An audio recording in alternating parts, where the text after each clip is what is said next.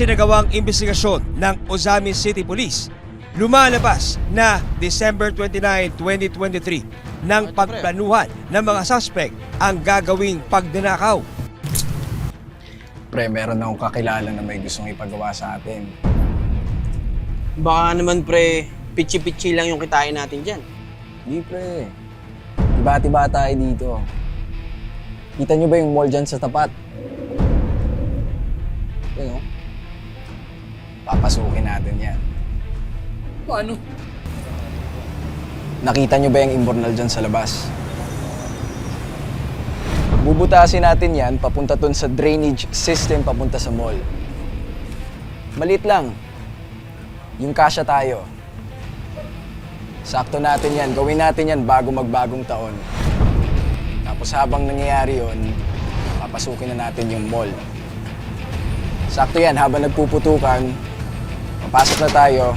Wala makakapansin. Wala makakarinig. Sige pre, laban.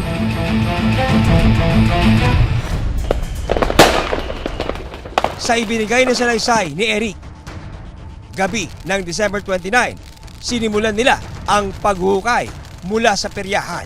29, naghukay sila muna dito sa entrance ng peryahan. Sabi ng yung suspect na torn witness natin, naghukay sila ng mga 1 o'clock ng umaga. Ano pre? Tara! Okay ba kayo dyan? Kaya ba? Okay. Sa loob ng 3 araw, ayon pa kay Eric, matyaga silang naghukay habang sinusundan ang linya ng imbornal papunta sa mall. Sige, kasunod mo ako. Sige, sunod ako sa'yo. Nabanggit nila ma'am na isabay nila sa January 1. Kasi maingay, tapos yung mga tao nag-iingay din kasi bagong taon, nagpa-party. Kaya conducive sa nila, sa plano na i-materialize.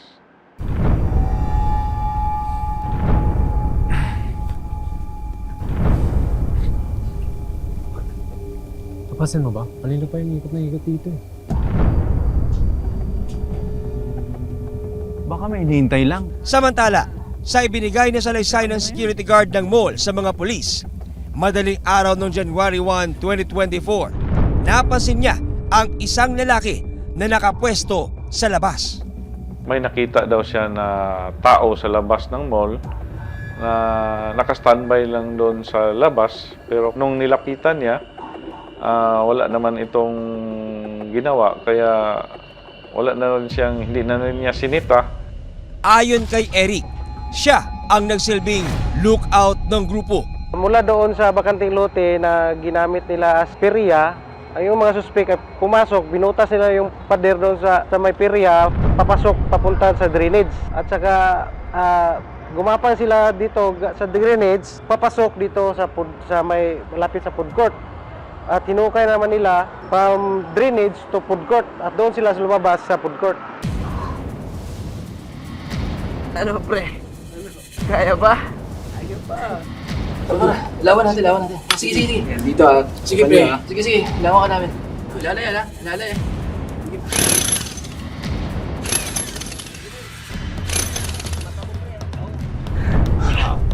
Sige. Isa lang muna, ako muna. Sige. Bag mo.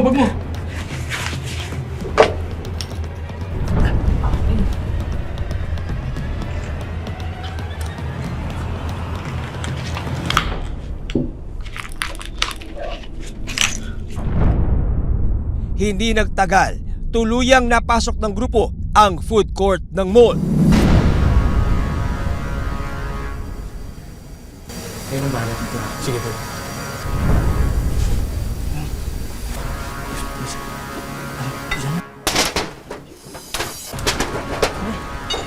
Una nilang nilimas ang pera sa ATM machine.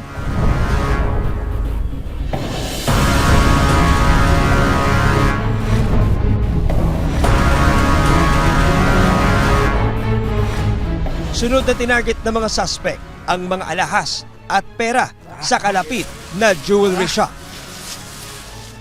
Binutas na naman nila yung roll-up o yung steel doon sa food court. para maka-access sila sa pathway doon sa mga establishments na ninakawan nila. So, yung isang jewelry store, nasa pathway lang man yon. So, at saka yung itim, doon na ninakawan na nila. Matapos looban ang unang tindahan ng mga alahas, isa pang jewelry shop ang kanilang ninakawan.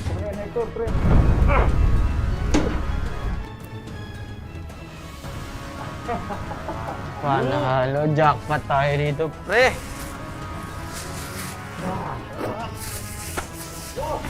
Yung isa pang jewelry store, binutas nila yung roll-up door at saka binasag yung salamin, kaya nakapasok din sila.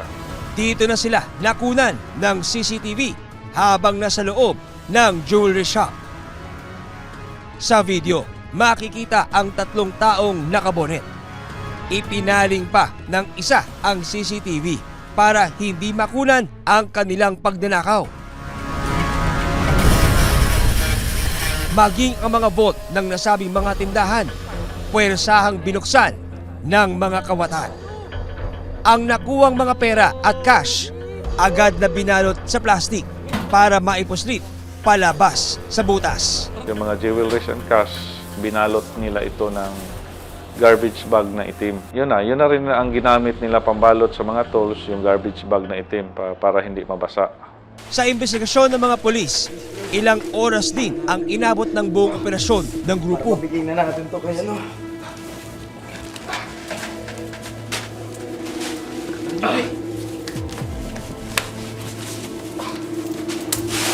Siyempre, pero sulit tayo. Tara, tara na. Pre. Uy, wait lang! Tara, pre! Isa mo!